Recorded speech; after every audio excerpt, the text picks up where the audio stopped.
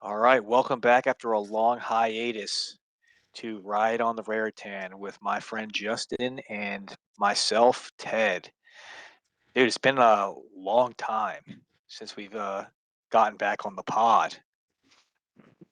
Yeah, way too long. I kind of think we took a little bit of a break after hoops this season. There's a lot of noise around Rutgers athletics outside of football and basketball. So a lot to talk Yeah, about. we The next school semester kicks off.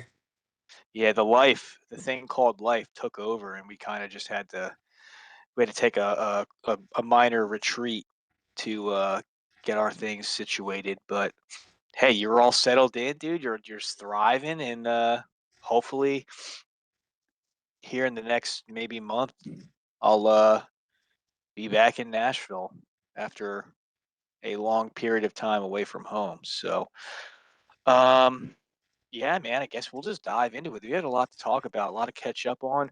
We're going to focus on football because that's the only thing to talk about right now, honestly. I mean, Rutgers does have a lot of other stuff going on, but the football season is on the horizon, and we need to go ahead and,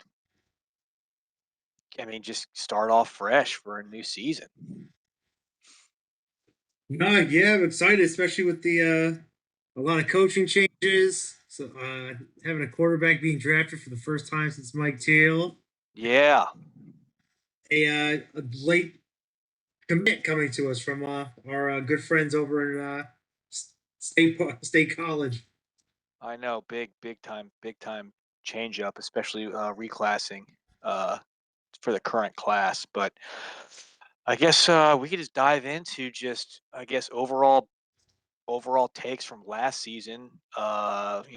Positives, negatives. I don't usually like to start off on, I mean, end off rather on a negative thing. So I mean, the defense. I mean, just kind of fell to pieces last season. Um, Didn't really have any kind of a pass rush. We were getting chopped up in the secondary. Um, and then, I mean, that's really all there is to say about it. I'm not really going to sit here and minutely dive into all of the struggles, but I think we had the historically worst defense in the Big Ten last season in terms of yards per play average or yards per game. I don't remember which one it is, but it was one of the two. Do you have anything else? Anything else on? Yeah, the frontier. We talked about the secondary. Um, Only thing is, I wish our guys who got signed to NFL teams a good preseason if they're still, on the road. hmm Definitely, tragic watching even, Muhammad Torre play in the championship game. You know, Yeah, that stung. for you. Um, I wish the guys who played for us nothing but the best. Yeah, there's, there's injuries, progressing throughout the season too. Yeah, linebacker took a devastating shot throughout the course of last season. I mean, the only linebacker that was still standing aside from the young bulls was DJ. Yeah. Um, and I think he had the opportunity to, with the new rule change, to come back for a fifth season. I don't even remember, but I think he declined to come back. So I respect his decision. He wants to go ahead and move on to other things. But I mean, he's been one of uh, the lone pieces that's been constant on our defense for the last 3 years now, 4 years now, almost. 3 years. I think they still have him on the depth chart, so I'm not sure if he's returning or not. Other injuries. I mean, well, even Moses Walker, big at linebacker, hmm got injured big time. I think the only one person that really got injured too that's coming back besides them, not to move out of linebackers, Doug Blue Eli. So Yeah, that was a big one loss for us too. And not even just focusing on the defense. Not this has nothing to do with anybody's performance or scheming, but the offensive line, dude. We lost like what, 3 dudes, 4 dudes for the season. and it was all just fluke plays. Dante Chin getting rolled up on, finished. Um, what's his name? Langsdale, the transfer that came in, lost for the season in mini camp, spring camp, rather. Mini camp's an NFL term. Who else did we lose on the O line? I think there was like one or two other people too. Was Asamoah ever injured or Zelinkus? I don't remember off the top of my head. I don't know. Maybe I overshot how many people we lost for the season, but I know we lost it. I know we lost two people for the season, and I think I think Dante Chen he got hurt for the season. What, like week 2 or week 3? Yeah, week 2 or 3. And then we had Rashad Giwa come in and play some reps, and then of course Tyler Needham was just playing ring around the rosy on the offensive line. Um, but yeah, I mean those were the big ones. The injuries, obviously, losing Ian Strong was tough, but I mean I kind of understand. He was hurt. I mean he was hurt too. If we really want to get into it, like he was hurt for a majority of the season. Like he didn't miss substantial amounts of time with like a season-ending injury, but he was banged up the whole season. Even CJ Camp, the second, he was kind of rotating in for that second string running back. He Oh transferred. yeah, he got hurt week 1. Yeah, I think he was out on a. I don't know if it was a like almost just kind of hitched outside or he went up. I felt Yep. like 15, 20 yards and then he got injured. Yeah. So I mean, we lost Walker, Wright, Doug Blue, Eli, Dante Chin, Langsdale, um, C.J. Campbell, and all those dudes were projected to have significant impacts on the team um, throughout the season. And I mean, Doug Blue Eli was a slotted starter. Langsdale, hopefully I'm saying his name right. I'm pretty sure it's Langsdale. Um, he was supposed to be the starting right tackle, I think, left tackle. Um, Yeah. so injuries, like the injury bug, we caught it bad. But I mean, on the plus side, I guess we can rotate to the plus side is, I mean, that we haven't seen an offense like that out of Rutgers in almost a decade. Yeah, I mean, we had three receivers, our three top receivers. I mean, all are elite players. Wishing Ian Strong the best, but even DT Sheffield getting signed, I actually think he could potentially do something or earn himself a role on the team. I He's with think, the Jets, isn't he? yeah, he signed with the Jets. Yeah. He played well for us. I mean, KJ Duff, kind of had just this monstrous I mean, the year, breakout year. preseason All Call American. spade a spade. Breakout season. Antoine Raymond was as advertised. I know a lot of diehard Rutgers dudes were kind of like, "Oh, we're screwed without, Kyle," and everybody keeps comparing him, to Kyle. And I think we've talked about it in a previous podcast. And it's just, I think we're really bad at Rutgers where we like latch on to a player and like we constantly try to compare the next up and comer to that player, and rather than just like letting them go kind of like create their own path. I mean, am I off base for thinking that? No, I don't want to say it comes from like that. Like I think Pacheco had a little bit of a different running style than like a Menungai or like Antoine Raymond. That certain size, that muscular, like shifty, athletic build. I feel like we're anything that comes out of Rutgers that we have on the roster, we're looking to replicate that same player. Like even the Kyle Menungai, the comparisons to Ray Rice. Uh, I mean, those are kind of the most notable ones in my eyes. I'm trying Yeah, and listening to a lot of the other Rutgers podcasts, even for a lot of these new incoming recruits, everyone keeps saying like, "Oh, he's got like a KJ Duff, Ian Strong type build," and I'm just like, I mean, yeah, maybe he's a bigger dude, but like, can we just relish in what we have, and then once they go on to bigger and better things, then we can let these dudes create like a name for themselves, rather than I feel like Rutgers fans constantly try to cast like a shadow over up and coming players to fill in for a fantastic player that we've actually had and been able to hold on to. But I mean, yeah, man, the offense was it was enjoyable to watch. I mean, sometimes the play calls would frustrate me. I mean, it is what it is as a really hardcore fan. Like you always want to see things go your way, but all in all, the offense. I can't remember the last time I like would turn on the game and think that our offense is going to be the thing that either wins or loses us the game. Yeah, even this year, I mean, that defense is so tough to watch. But like watching like the game home, even at like the tough like Washington State, and probably even like the Iowa game, just being like at a home game and watching what the offense was doing, like Yep. it was exciting. Bringing fans back to home games. Like there's gonna be more people in the stadium. It felt like this year. Yeah. Yeah, that was a big one. I mean, KJ Duff and Antoine Raymond really just it took the season over. I mean, Raymond played fantastic. KJ Duff, against Purdue, having an insane statistical output.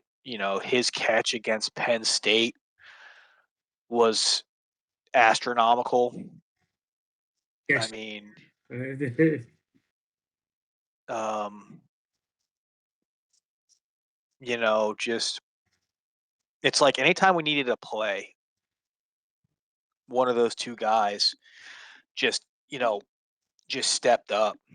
And even Ben Black too. I think it was Ben Black in the Purdue game as well. He'd always been getting knocked for, having drop issues and whatever the case may be. And they threw it to him directly on fourth down, a fourth down that we absolutely had to have, and he went ahead and got it. So I'm super excited for him as wide receiver too, if that's how it shakes out this year. But yeah, I guess we can just transition now into unless you have something else positive to say. I mean, yeah, I think no, that was mostly it. Ethan kind of getting drafted yeah, I forgot to mention that too. Yeah. and the Gibson reclass. And yeah, having a QB get drafted kind of like puts Rutgers kind of back on the map. Um, and we just, I mean, granted, I mean, we haven't had a really great history with a lot of guys getting, drafted high, but I think that what Rutgers does really well, and it is still an alluring thing to younger prospects or even transfers now, that since transfers have taken over college football, is the fact that we always find a way to get dudes on teams. You know, Yeah, and I think that's been Shiano's big like takeaway from a recruiting standpoint is you want to earn a degree, you want an opportunity to possibly play in the NFL, like really like develop here as a player, as a man, as a human being. Rutgers is the place for you. yeah. Um, Coaching changes, dude. I mean, we'll call a spade a spade. I mean, last year, I don't think anybody was super thrilled with hiring. I don't even know if you can consider it a rehire. What do you call a third time hiring somebody? Is that still considered a rehire? Or is Well, there a it's different fun. term for that? Yeah, I don't know if you'd say a rehire or bringing someone back to the program. And if you look at our like the current coaching list, it's a lot of guys that have been under that Shiano umbrella for a long time, and some new guys, some ties in South Dakota and a few other places. And but yeah, if we're gonna, I don't know if you want to jump right into our defensive coordinator, the rehiring and the new hire. I mean, yeah, I think that it was very obvious that the rehiring last at the onset of last season, it kind of seemed as if it was a kind of like a panic hire. I don't know. I don't really recall or remember who they were really trying to go after for that deco spot, but you know, hiring Rob Smith for the was it the third time or the fourth time? I don't even know at this point in time. Clearly, it didn't work out. The defense, struggled. They didn't improve over the course of the season, And then it got to the point where I think everybody knew, and Shiano even mentioned it, that he took over the play calls, and it got a little bit better at the end of the season. But I mean, by that point in time, it was too late. Um, but yeah, I mean, I think I'm really excited for this coaching staff. Um, I know we didn't get like the sparkle razzle dazzle big name hire, but I firmly believe that I am a huge proponent of like reaching down to the lower levels and finding the next like great dude, you know? Um and I mean, obviously it's too early to tell, but like I mean, we've got dudes that have their own little way they like to do things. A lot of them have a ton of very, very successful um coaching pedigrees. Granted, it's not necessarily at the Power Four level, but at the same time, like that's one of the things I always hated about the NBA with like their head coaches. Right? It's like they constantly recycle the same guys over and over and over again. Like how many times has people like rehired Doc Rivers? Not saying that Doc Rivers isn't a good coach, but like at what point in time do you take a shot on somebody and find the next rising gem? And I think that Rutgers did a really awesome job this offseason in getting a lot of dudes that, they took steps back from being head coaches to come to Rutgers and bring that wealth of knowledge and experience from a lot of very successful lower level programs. And hopefully it pays dividends this season. But I also noticed too, like from my time of the period, is there's a lot more segmented coaching too. Like you're not just seeing like the D backs coach. Now you have a safeties coach, you have a cornerbacks coach, Hmm. like a rush, like a rushers or edges coach. You have like a Yeah. head coach, and even guys, returning guys like your Scott Vallone or Charlie Noonan or Luke Curtis, like in Rutgers, they're now coming back, like coaching studs or like assisting the D line, and like this is where they could probably be that bridge between being a former player, a coach, and maybe not like a senior level coach yet. Yeah, absolutely. So I'm excited to see how they run the defense, how they have their schemes set up, and how they develop the young guys. Kosh Sanders still young. I know we were very critical of him last year. But like at the end of the day, when you really look back at it, I mean, did he make some mistakes? Sure, but he was still a really young player, and he was thrown out there in a as we all very well know, a very statistically poor performing defense, and that was a big ask of him. So I'm excited for him to come in this year and turn it around. Of course, he's a Jersey guy. Gotta root for the Jersey guys. Um, I'm really excited for what DK Gilly brings to the equation. I know that prior to his injury last year, who we forgot to mention. So hey, whenever DK Gilly watches this podcast, number one, will be winning, and then number two, he can hear that we apologize for forgetting to mention him last during our little injury segment. But I know that the coaching staff was really high on his ability. He's a bigger guy out of Florida, a super athlete. Um, you know, um, but yeah, the biggest thing for me is I think just to see how the new coaches run the schemes and how they develop these young players. The dudes that are supposed to take up the mantle, like who's going to be our studs. Between DJ McClary, Kamari Archer, uh, or Kamar Archie, and I think just who's going to be the next G. Because they, that's the one thing I've always missed about Rutgers is like we've always had like a really stout dude at linebacker. It brings me back to the days where like Kashim Green is like absorbing 25 tackles a game, I'm and my rider from some of the reports and it hurt me to see what they did a little bit of the depth chart. So one of their transfers from Rice, the linebacker, with a lot of stats, so Ty Morris. 6'2", 235. I think they might move him from outside to middle. And it looks like there's Mhm. going to be the captain, like defensive guy, like senior leader in the room. He's a senior now, kind of commanding everything. And behind him, they had Moses and Kamar Archie. So I think the other linebacker spot, I think they might keep it over for Abram Wright, the one, and they still had DJ McClary at the other, and some other person too, Mikey Munn, I believe, the weak side linebacker they had in that. He played. I think Munn is a cornerback transfer because he came from South Dakota. Yep, him. I guess like other transfers too. There was another undersized transfer.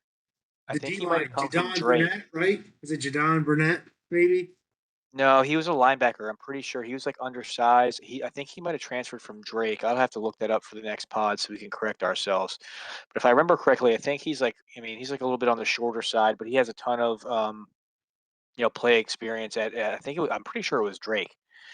Um, but yeah, just see how that linebacker room develops. Mikey Munn is, the hot commodity. He's an All-American in with South Dakota. So he's coming in. I know the coaching staff has been Greg Schiano has by name dropped him in the presser. It was Kevin Levy.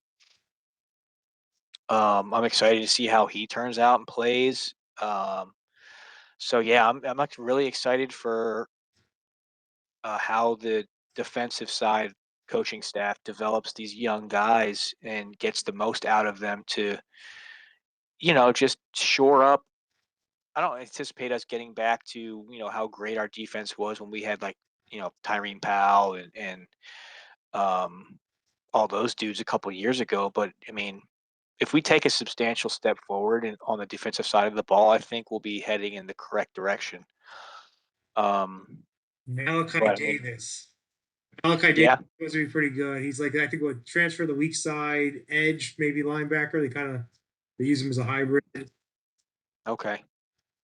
But And yeah, I'm just like I said, I'm hyped to see what they do on the defensive side of the ball. Um, and then I guess the biggest question here is I mean, who's going to be playing quarterback? I think Rutgers fans are waiting for Serace to kind of I mean, lead the the, ship I and mean, take the helm. I think it'll be him. I truly think it'll be Serace moving forward. I mean, he knows the offense. He's been there for a while. His dad's a head coach in the Division 1 ranks. Um, but I think also that's our biggest question mark for this season. And obviously, we'll get into that once we go over like what our predictions are for the season. Um, but it's just our quarterback play. I think that's the biggest unknown that we currently have in this very moment. And until we can actually see how it translates onto the field, um, it's actually really difficult to kind of get a feel for like where this team's going to be. Once we hit game 5, game 6, et cetera, et cetera. No, I agree with you. I think I like a lot of the coaching changes. I think Coach Hodges, from the linebacker perspective, I'm excited to see what he does. Seems like a player's coach. Yeah, so the two different Coach Woolley, he was under the defensive coordinator. I don't know if it's pronounced Johansson or Johansson, Travis, the D coordinator from South Dakota. Hmm. I think the one thing even though we've returned guys like Chikaroka, or sorry for butchering his name, who's been with the Rutgers in the past, the offensive coordinator, and Dave Brock, the O line Hmm. Jim Turner, that's put a lot of Yes. lineman guys in the NFL. I think having that like stature, that coach, like or like guys want to play for him. They want to play for someone who's coached NFL line, who's put guys in the NFL, who's coaching the NFL. So I think he's a huge addition to the program. Yeah, I mean, I completely blanked out and completely forgot about him because we were obviously just so focused in on defense. But yeah, the offensive line coach, I think we're gonna have a fantastic O line group uh this year. I mean, maybe we don't have any like huge names that are like mega stars. I know Osmo was listed as like I think like a second team preseason award for something, and he's going to be our kind of anchor. Um, but is you think Hank Zelinskis is going to get the center role? He looked like he was in slot number two. Hmm. which too I forget if the other he was related to Augusta Linkus. Yeah, it's his little brother. Yeah, there's a few of the team. I saw Ethan's younger brother, Calicomanis, is on the team. Yeah, he was a big special. He was a great special teams player for us last year. And I believe Mohamed Toure's brother or relative is he's behind Plays wide out. in wideout. I think he's the number Yeah, two. Fama Correa. Yeah. No, we forgot about him too. He got hurt for all of last season as well. Yeah. Completely forgot. But yeah, I mean, quarterback play is going to be a big thing. I truly believe that it's going to be Strace's show, um, unless for whatever reason Lonergan comes in and just knocks the socks off of it. But I just think that's going to be the biggest hinge point for how successful or how unsuccessful we are as quarterback play. We've been accustomed to Caliac Manis the last 2 seasons. So I mean, that's obviously big shoes to fill. Him getting drafted, having a big season, throwing for a ton of yards, throwing for a ton of touchdowns. He took care of the football, for the most part, um, which is key. Um, Even though it is frustrating to see a lot of punts when we really needed to get a drive together, but I would much rather, looking back on it, see a punt, even though in the moment you might be a little bit pissed about it, rather than a turnover to short field our defense, which clearly was struggling last season. Um, but yeah, I mean, I guess who do you think's going to have our biggest positional impacts for this upcoming season here? On the offense, I guess we can do what, offense first? You want to do offense first? yeah, we could do offense. Okay. I don't know biggest impact. The one thing I thought was kind of unique is our two tight ends that we have are huge. They're big guys. Like Yeah. Blake is 6'5", 265, and the transfer Mhm. Anthony from I think he's from Ball State. He's another guy that's 6'3", Yep. 253.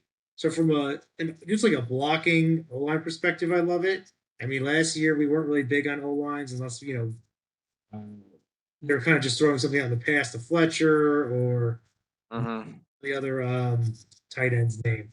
Now, I'd be surprised if the tight end from Ball State plays early because I'm pretty sure he's coming off of a Achilles injury last season, if I'm not mistaken. Yep. You know what? I'm gonna go with a guess, like an X Factor surprising. I'm going with the slot, Vernon Allen, who's looking like he's gonna line up as a slot receiver. And they said his backup, I think Jordan Houston, they said is another guy that could potentially be the slot who's a lot taller than like Demir Carter, is a lot taller than Demir Shaw from previously, or like DT Sheffield. He's like 6 foot, 6'1", 200, 205. So interested to see what we can kind of produce with our slot receivers. Yeah, absolutely. And we have a pretty highly touted receiver room. Our receiver room is, I would say, probably arguably the best room on the team, hands down. Um, who's what's his name? Carter. I think he's going to be a true freshman this year. Yeah. Um, what's his name? Dizier Carter. I'm excited to see what they have in store for him. Whether he gets a lot of burn or maybe they redshirt him so that he gets some time to grow and develop. Or maybe he just comes out and just flat out balls. I mean, who knows? Um, but yeah, between our crazy Jordan Houston wide receiver room, Ben Black, Fama Toure will be back after an injury last season. I'm going to stay away from KJ Duff because that's just the obvious answer. Like, we need, I mean, we're not going to sit here and just say what everybody needs to know and already wants to hear it. KJ Duff has to feast this season for us to be super successful unless those other guys can step up like immediately. I think I think everybody knows what he brings to the table, and they're going to game plan to stop him. And I think we really, really need those, 2, 3, 4, tight ends to really, make an impact early so that he has more freedom to kind of do his thing. To the other area, say if we're going to be giving Raymond probably the bulk of, you know, all the runs, carries. Mhm. And I know you're huge on Jashawn Benjamin or Benson, and I guess too, they wanted him to improve his pass blocks, but he looks good besides that. But they had that transfer running back from Louisiana. It was in Tech as the number 2 Mhm. play. I forget how Yeah. it was. Was it Stevenin or Thaven? So I don't know if he's more of like a speedy back, if he can complement Raymond, if he's similar to like a CJ Campbell. And that's kind of I guess I think what I had been hearing and reading is that he's very useful out of the backfield. Um, but I mean, yeah, I mean, I would like to see Ja'Shawn Benjamin get some touches. I mean, not just because I'm biased toward Ja'Shawn Benjamin, it's just I'm just terrified that if we just run Antoine Raymond into the ground, that he's going to get hurt, and that is like one of my like top 3 fears going into this season. I mean, he's a sturdy dude, and he'll plow through people. He'll juke you. He'll spin you. He's got it all, man. I mean, he's pretty fast for how big he is. But I just really want to see another change of pace running back, so that way, excuse me, he can get off the field and take a breather, and that honestly, like at the end of the day, that's what I'm scared of for this season is the fact that we just laid it all on KJ Duff and Antoine Raymond last season. You know what I mean? Like Ian Strong wasn't really available for a lot of the year because of he kept, he's had a bunch of nagging injuries, and we didn't really have anybody else that really like came out and put in consistent performances. I mean, DT Sheffield was kind of uh, you know, lightning in a bottle, a game here, a game there, but I think that the offense, especially the coordinator, didn't really scheme up plays to fit his skill set, because he went and destroyed people in North Texas. And then North Texas's entire team, more or less, is now Oklahoma State. But I'm just interested to see, like, and I really want to see, like I said, these outside of our big name players, can we get somebody that can come through and be a factor and take the pressure off of KJ and Antoine, so that way they can continue to have a super successful season and not worry about them getting injured or hurt or tired towards the end of the year. Well, we definitely have a lot of receivers with height. But I guess, Mhm. well, I guess in previous seasons, even last year, between Strong, Duff, and Michael Thomas, Vernon Allen, I mean, a lot of those guys are averaging 6 foot or taller.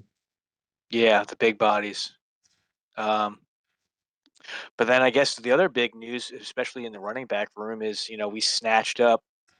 I think he's rated as like the number 5 running back in the country for 2027 in Gibson, and then he reclassed, so he will be available this year, which is huge for us. Yeah, it's kind of like the full circle back of Saquon Barkley, but not leaving Penn State. Yeah, but yeah, it'll be interesting to see what they do with him. Like we have a pretty deep running back room, There's and also he's a freshman that's supposed to be 6'1", 220. yeah, he's a big dude. He is a big person. So it's interesting because Rutgers, recently hasn't had like a super big. I mean, I'm not sitting here saying that Antoine Raymond is small by any stretch of the imagination, but like it seems like we're shifting more towards like these big bruiser type backs.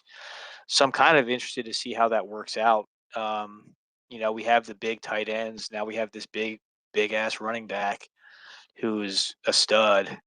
So I'm kind of interested to see like maybe he gets some playing time, like, but then they don't exceed the 4 games so that they can still utilize the red shirt, and then he just becomes, barring someone else coming through that's just an absolute monster, he just becomes the heir apparent. I think in an ideal world for Rutgers fans, like that's it. Like I think that we have a really strong case to keep him because I mean, let's just be honest with ourselves. If KJ Duff has a monster season and Antoine Raymond has another monster season, you know, they're both going to go to the draft.